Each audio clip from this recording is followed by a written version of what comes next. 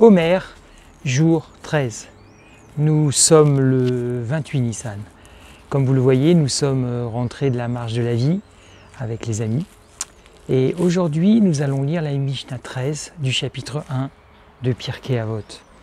Il avait l'habitude de dire « Celui qui veut se faire un nom le perd. Celui qui n'accroît pas ses connaissances les oublie. Celui qui n'étudie pas mérite la mort.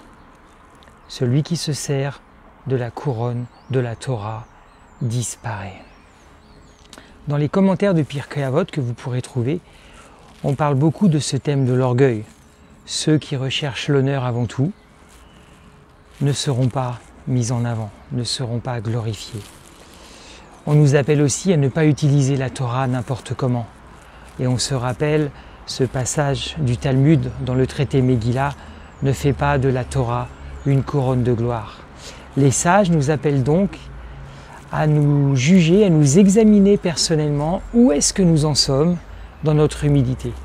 Comment on se voit personnellement. Peut-être vous avez fait une action pour Israël aujourd'hui ou hier. Peut-être vous en ferez une demain. Est-ce que vous glorifiez de cela? Est-ce que vous cherchez la gloire? Est-ce que vous en parlez toujours autour de vous? Comme le disait le Rav Shapira ou le pasteur Matt, je crois que c'était le pasteur Matt. Est-ce que vous avez votre propre album de l'humilité où vous vous prenez en photo et vous montrez à vos amis « Regarde combien je suis humble, je me suis fait un album de photos ». C'est un petit peu ça dans la Mishnah 13. C'est tellement facile de se faire un album de l'humilité. Et je voulais vous parler aujourd'hui d'un exemple incroyable. Un exemple incroyable d'un homme, un père dans la foi, qui avait toutes les raisons de se mettre en avant. Et malgré tout, il a suivi les conseils des sages.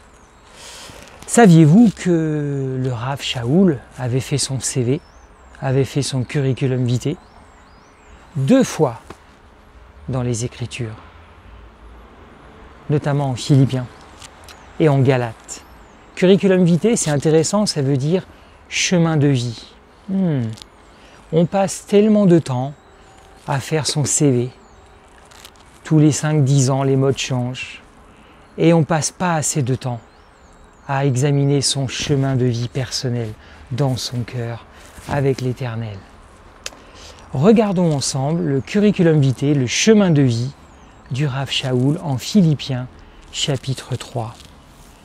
À partir du verset 3. Car c'est nous qui sommes les circoncis, nous qui offrons le culte selon l'Esprit de Dieu et tirons notre gloire du Mashiach, au lieu de placer notre confiance dans la chair. Ça commence là, au verset 4, version la Bible de Jérusalem. J'aurais pourtant sujet, moi, d'avoir confiance même dans la chair.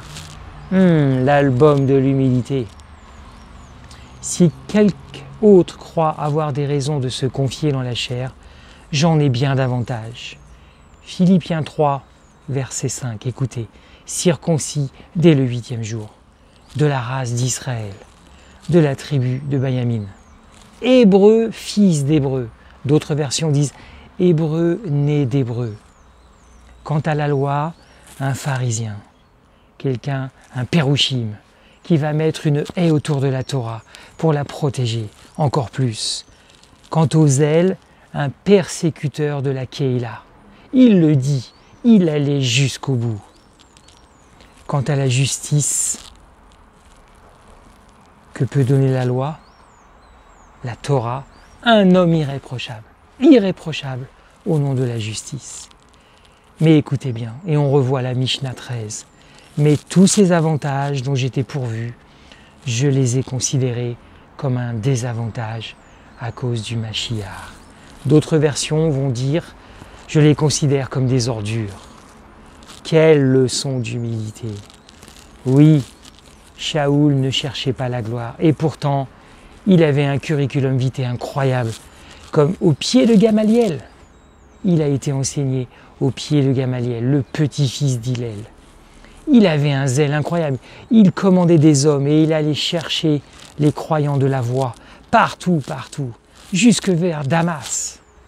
Un homme irréprochable. Et pourtant un homme qui, à la fin, dans son cheminement, des années et des années après, se rend compte que tout ça, cela ne sert à rien. Cela ne sert de rien. Je ne sais pas quel est votre curriculum vitae spirituel. Je ne sais pas quel âge vous avez. Je ne sais même pas si vous êtes hébreu, né d'hébreu, si vous êtes des nations.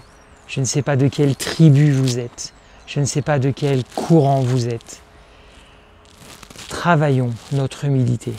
En venant au pied de la montagne à Shavuot, venons avec notre humilité. Venons comme Shaoul, avec une pensée. Tout ce que j'ai fait avant, je le considère comme une ordure. Écoutez, la cloche sonne. Il est temps de s'examiter.